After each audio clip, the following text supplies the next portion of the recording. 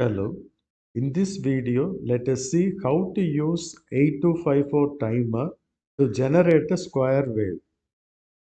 Write a program to generate 1 kilohertz square wave from counter 1 of 8254. Assume the gate of counter 1 of 8254 is tied to plus 5 volts through 10 kilo ohms resistor, and the port address for the counter 1 and control word register is 81 and 83 respectively. First, let us note down the information given here. Since the gate is already connected to high, the counter will automatically start when you load the count value. And counter 1 address is 81 and control word register address is 83H. Here also hexadecimal number. Two data are missing here, that is input clock frequency for 8254. It is not given, so you assume that it is 2 megahertz.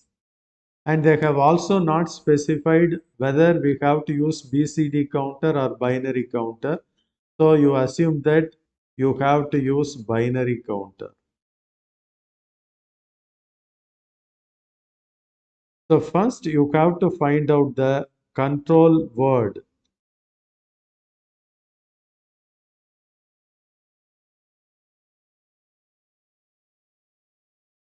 For that you need this control word format.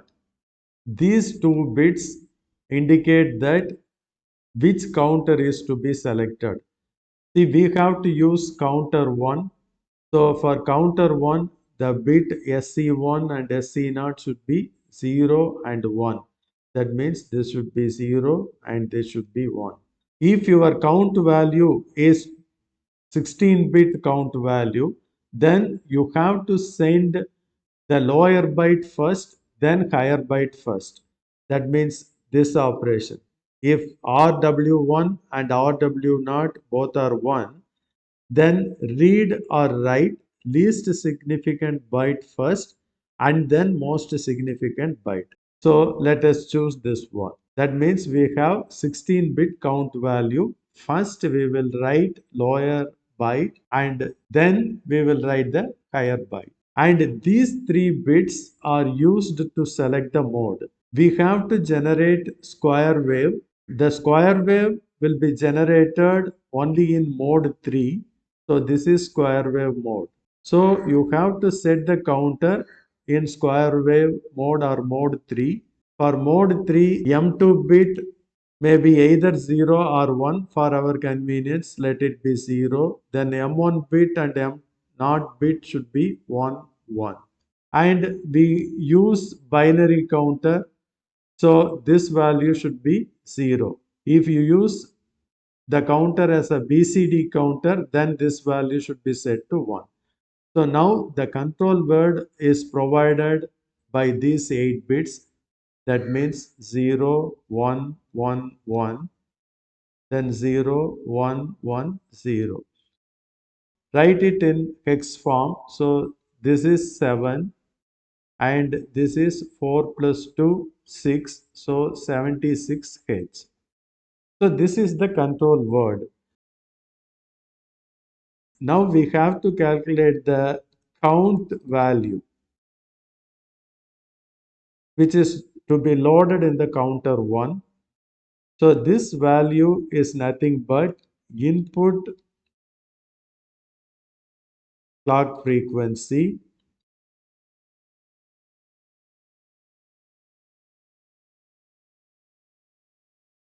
divided by frequency required.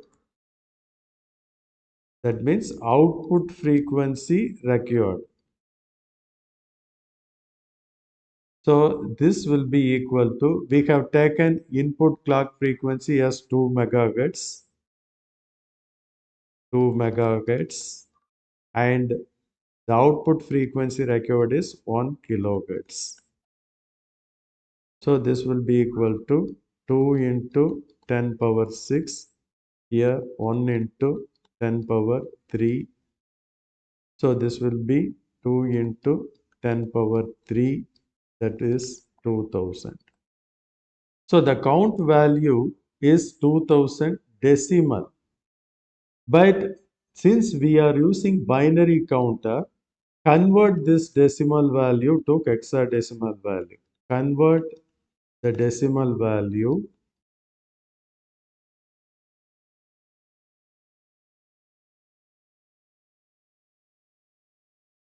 to hexadecimal value.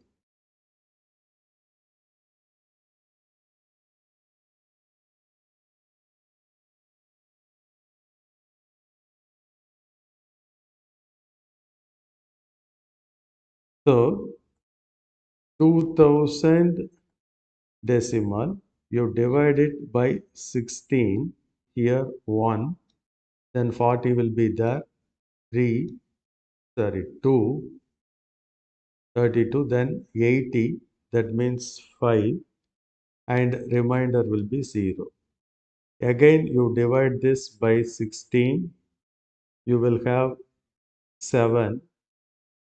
7 into 16 is 112. You will have remaining 13. 13 means D. So 2000 decimal is equal to 7D0H. Since you need 16 bits, that means 4 hexadecimal digits, you can put a 0 in front like this. So the count value to be loaded in the counter 1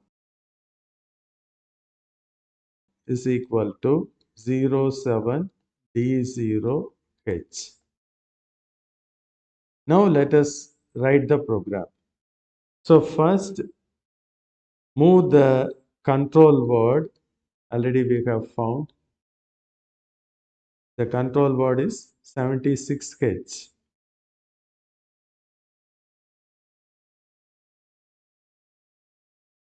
So move the control word 76H to AL. Since I am writing assembly language program for 8086, I am using the instructions of 8086. It is move AL, 76H. Then send it to the control register. Control register address is 83H. So put 83H, then AL. So the contents of AL, that is 76, is moved to 83H, that is control register of the timer now.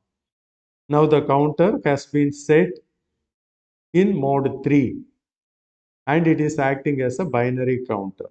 Now we have to load this value in the counter. So move AL. First you load D0, the lower byte, D0H, and out. The address of counter 1 is 81H. So out 81H, comma AL. Then you take the higher byte, move AL, comma 07H, and send it to the counter 81H. So out 81H AL. Now the count value has been set and the counter starts to run and it will generate a square wave in its output. So finally put halt.